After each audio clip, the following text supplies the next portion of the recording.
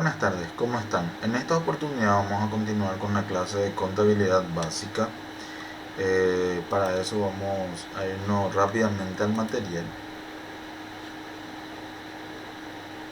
Y bueno, esperen un rato. Voy a tratar de ampliar el material para que se pueda lograr ver mejor. Ahí ya prácticamente ya está.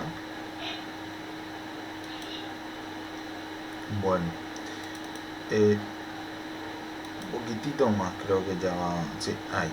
Bueno, voy a alzar esto acá más arriba para que no pueda intervenir mucho en la visualización. Bueno, eh, nosotros ya habíamos observado estos conceptos o lo que se entiende por estos nombres en la clase anterior, pero vamos a reforzar un poco antes de iniciar con la siguiente. Dice ingresos y gastos. Ingresos son todo lo que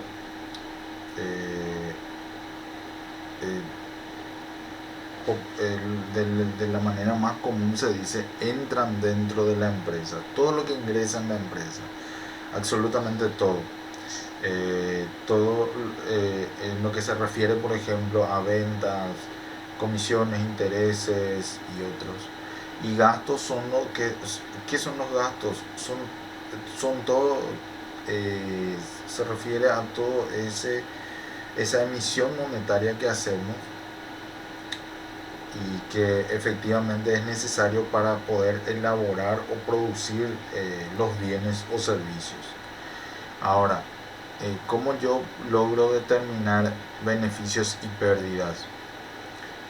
Evidentemente que si en la proporción que yo pude producir los productos, de la misma forma pude vender, lo más lógico sería que tenga beneficios. Pero en el hipotético caso que yo haya producido una cantidad aproximada de 1000, pero solamente pude vender 500, eso significa que voy a tener pérdidas, ¿verdad? Seguramente por este año o por este periodo, pero al siguiente año puedo recuperar todo eso porque voy a tener como mercaderías pendientes para la venta.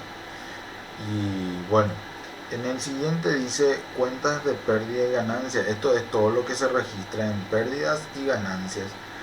En pérdidas generalmente lo que registramos son las cuentas de gastos.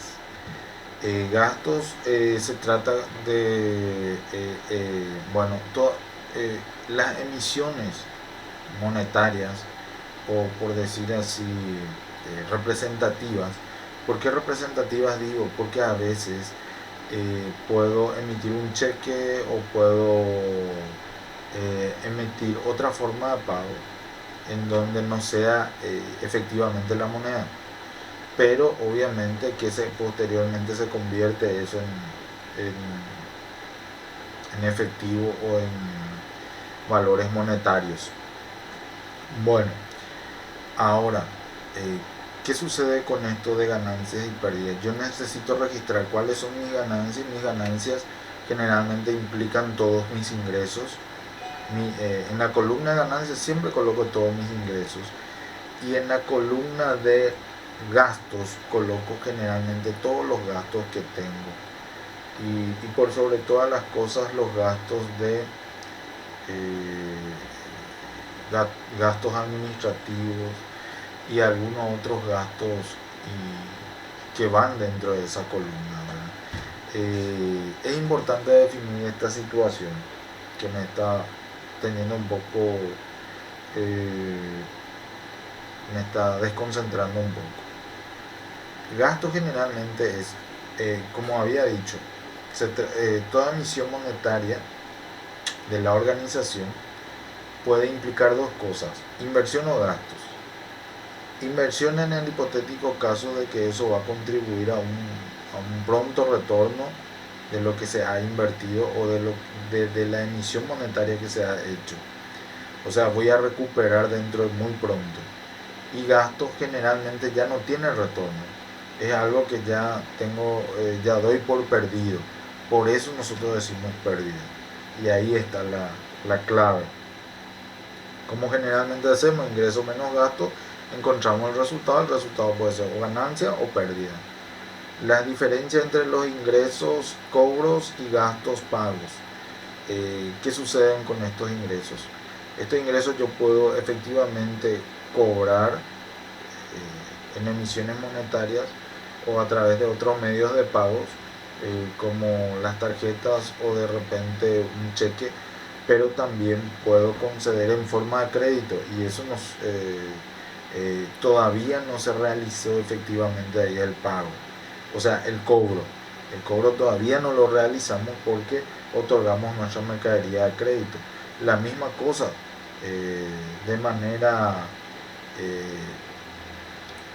de manera contraria sucede con los gastos, contraria para nosotros, porque nosotros de repente ya gastamos en algo, pero todavía no pagamos, porque justamente también ese gasto que hicimos lo hicimos con un pago posterior, o sea que no llegamos a emitir ningún medio de cambio todavía por el momento, pero sí se inició un compromiso que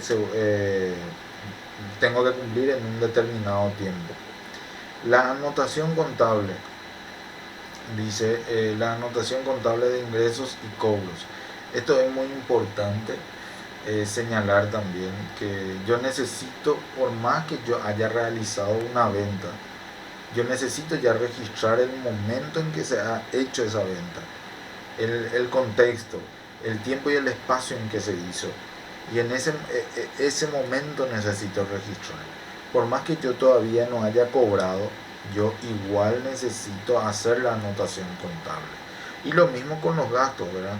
Los gastos, por más que el gasto o el compromiso que tuve o el gasto que hice, por más que yo todavía no haya pagado, ya necesito registrar ese gasto, por más que asuma el compromiso que posteriormente voy a estar pagando. Bueno, vamos a pasar directamente a introducción, plan general contable y principios contables. Bueno, ¿qué entendemos por plan general contable? El plan general contable generalmente es un sistema de nominaciones que generalmente aplicamos dentro de cada actividad mercantil. ¿Y por qué dentro de cada actividad mercantil?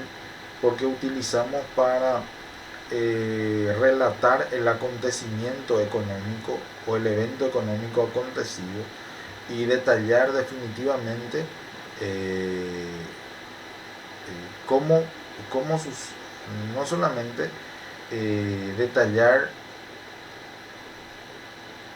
los elementos que participaron de ese evento, elementos que son importantes a la hora de las proyecciones que vamos a ir realizando. Por ejemplo, los elementos generalmente son los sujetos, ¿verdad? Hay siempre un oferente y un demandante, hay siempre una acción que realizada, ¿verdad? Un evento económico determinado, ¿verdad?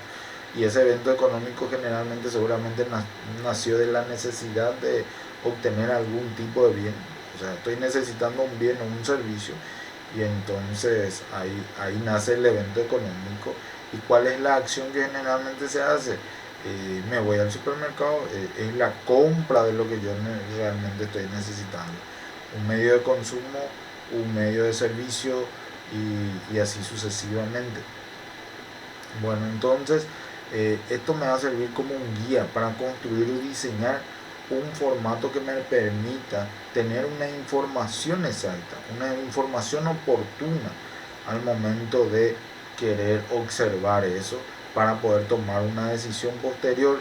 Entonces, pero ese plan contable generalmente está reglamentado y está legislado, o sea, como que se establecen normas y reglas, y esas normas y reglas generalmente son los principios contables, los principios de contabilidad generalmente aceptados, ¿verdad?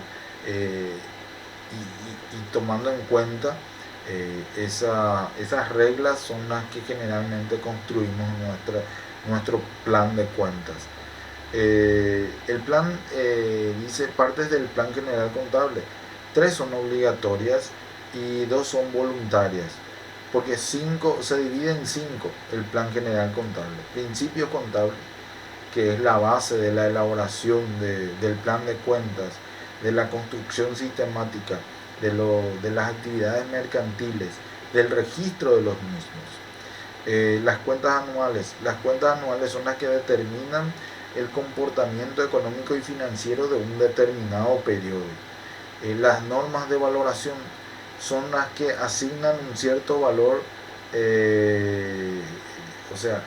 determinan un valor importante a la hora de presentar el informe financiero. Eso requiere como una cierta obligación de parte de las personas con relación a esta actividad, ¿verdad? Porque existen unas normas de valoración que no podemos dejar de lado, que hay que tener siempre en cuenta y que hay que reconocer y comprender cómo funcionan también. Posteriormente existen unos cuadros de cuenta que generalmente solamente nos permite como que detallar las informaciones y así poder entender mejor. Y las definiciones y relaciones contables más bien son para la aplicación correcta de los registros contables. Los principios contables, dice, generalmente son 14 los que veo acá, solamente resumimos 9 se resumían 9 en este material.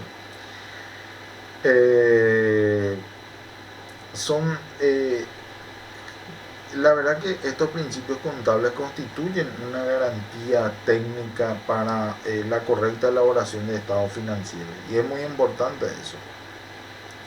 ¿Por qué es muy importante esta garantía? Porque la persona que está observando la información contable pueda tener la seguridad de tomar la mejor decisión posible, o invertir en una organización, o de repente o reducir costos, o invertir en publicidades y diversas decisiones que se puede tomar en base a una información contable, en base a una información económica y financiera.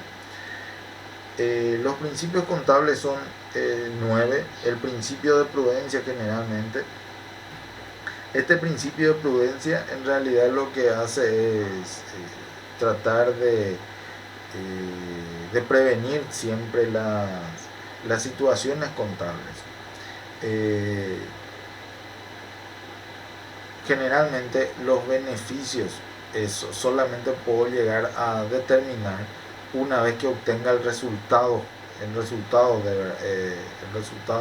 exacto, o sea, pueda llegar a la conclusión final del ejercicio o del trabajo contable. Pero cuando se trata de pérdida es muy prudente estimar antes esa situación. ¿Cómo puedo dar un ejemplo en esto, verdad? De repente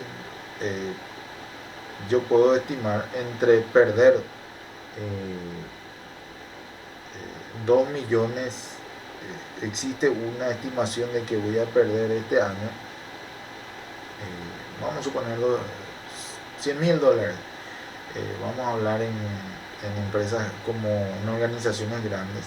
Voy a perder $100,000 y eso en realidad es mucho. Pero ese es un estimativo. Pero ¿cuál es la parte más prudencial? Si yo estimo perder $100,000, lo ideal sería colocar $80,000, porque nosotros tenemos que buscar ventaja, nosotros tenemos que tratar de buscar la aproximación más exacta para que no haya una confusión posterior a eso. Una confusión en que de repente alguien tuvo una mala intención planificando una pérdida que probablemente no ocurriría. Y en la medida que yo aseguro que la pérdida va a oscilar el monto que yo proporcioné, existe como una cierta garantía también. El principio de empresa en funcionamiento. La vida de una empresa es limitada, no como la vida de las personas, que generalmente tienen tiempo límite. y la empresa en funcionamiento a partir de su nacimiento se dice que funciona, ¿verdad? Y ese a partir del nacimiento y a partir del inicio de sus operaciones comerciales, así como el del registro en las instituciones, de su registro en las instituciones pertinentes del Estado. Principio del registro. Este principio del registro tiene que, por sobre todas las cosas, se va a registrar justamente a partir del momento en que sea una persona jurídica. ¿Y por qué a partir del momento de que sea una persona jurídica? Yo asumo mi registro o mi nacimiento como Estado a partir del momento en que hago ese registro en las instituciones estatales correspondientes, y donde a partir de ese momento como que empiezo a tener derechos y obligaciones que debo de cumplir y que debo de reclamar en todo caso. Derechos en el hipotético caso que yo tenga que reclamar alguna deuda, o obligaciones en el hipotético cuando es totalmente inverso a la primera situación, tengo que pagar o honrar una deuda. El principio del precio de adquisición. Bueno, este principio ha de tenerse en cuenta por el valor en que se adquirió el producto. ¿Y por qué digo esto? Pasa que puede ser que yo adquirí el producto hace un mes por un valor de 5 millones y hoy ya cuesta un poco más caro eso, ¿verdad? Entonces, si hoy ya cuesta un poco más caro, yo debo registrar por el valor que adquirí y no tener en cuenta el valor actual, el valor de mercado. Bueno, por lo que está estrictamente pregnado en el documento de adquisición por sobre todo. El principio de vengado. Bueno, el principio de vengado lo que trata de decir es que si yo hoy tengo que pagar, si hoy vence mi alquiler y yo pago, por ejemplo, hoy yo tenía que haber pagado, pero no voy a poder pagar hoy porque no tengo la plata. Es más, me dieron tiempo para pagar lo que vence a fin de mes de mi alquiler correspondiente al mes de, vamos a ponerle al marzo, lo que corresponde a marzo, puedo pagar del 1 al 5 de abril inclusive. Entonces, yo ya registro ya ese acontecimiento económico o esa actividad mercantil. El día 30 vence, yo registro eso como un gasto, ya estoy registrando, y posteriormente voy a pagar. ¿Cómo voy a desarrollar eso dentro del registro? Vamos a estar viendo posteriormente. Por más que yo pague el 5 o el 10 del otro mes, ¿verdad? Yo ya tengo que registrar el 30 como gasto. Principio de correlación de ingresos. Esto significa que así como yo tuve ciertos ingresos, se generaron unos gastos para que se pudieran establecer esos ingresos. El principio de no compensación. El principio de no compensación, en un ejemplo más claro, sería cuando yo hago un préstamo de un banco y eso significa, por ejemplo, ahí yo tengo un préstamo a un banco y tengo una obligación que pagar. Esa obligación es pasiva. Y tengo también un ahorro y esa obligación es activa porque es mía, lo que es propiamente mía. Ya habíamos hablado en la clase anterior de lo que es activo y pasivo. Entonces, el pagar el interés de esa obligación, yo quiero compensar con el interés que me pagan por el ahorro y no se puede realizar ese tipo de compensación. El principio de uniformidad. El principio de uniformidad es tener criterio, el mismo criterio siempre. ¿Y por qué el mismo criterio siempre? Inicialmente pude haber establecido un criterio que pueda ser como no tiene un efecto no tuvo un efecto mercantil que pudiera lograr sacar una cierta ventaja. Entonces establecí un criterio real, concreto, pero cuando observo que tengo una posibilidad de obtener ventaja, de repente aplico otro criterio de registración, por ejemplo, o de operación contable, y eso no se puede dar. Se debe mantener el mismo criterio estando en ventaja o en desventaja, eso sin importar. Y el principio de importancia relativa. Esto de importancia relativa es importante a partir del momento en que las consecuencias no sean significativas para la empresa.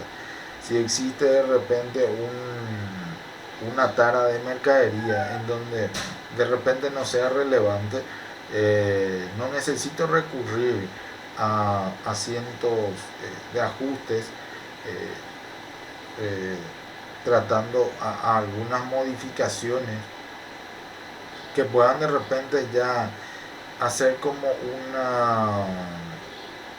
una alteración de muchos procesos. Entonces yo puedo hacer unas correcciones sencillas para poder adaptar todo de vuelta del trabajo como está. Pero eso siempre, evidentemente, que la importancia relativa si no existe la importancia relativa, pero si existe, es importante hacer las verificaciones pertinentes y las correcciones necesarias. Bueno, esto es todo en este video. No quiero extenderme mucho para que no sea pueda ustedes tener toda la atención posible. En el hipotético caso voy a responder a cualquier interrogante que aparezca. Entonces esto es todo por hoy. Muchísimas gracias por la atención.